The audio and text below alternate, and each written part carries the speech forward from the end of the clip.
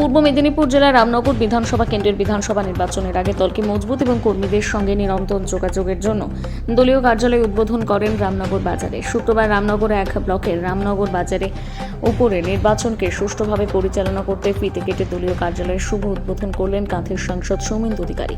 উপস্থিত ছিলেন বিজেপির কাঁথির সাংগঠনিক জেলা সভাপতি সোমনাথ রায়, জেলার সাধারণ সম্পাদক ডক্টর চন্দ্রশেখর মণ্ডল, রাজ্য নেতৃত্ব রামচন্দ্র দাস, জেলার কোষাধ্যক্ষ তাপস দোলাই, বিধানসভা কনভেনার মণিশঙ্কর সাউ, এছাড়া সম্মানীয় জেলা নেতৃত্ব মণ্ডল, সভাপতি সহ অন্যান্য কার্যকর্তাগণ।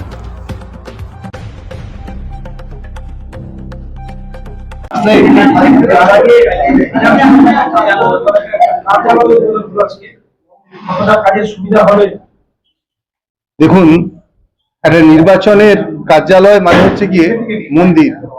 এই মন্দির থেকেই কিন্তু আমাদের এখানে তৃণমূল বিতাড়ন শুরু হবে, তৃণমূল বিদায় শুরু হবে।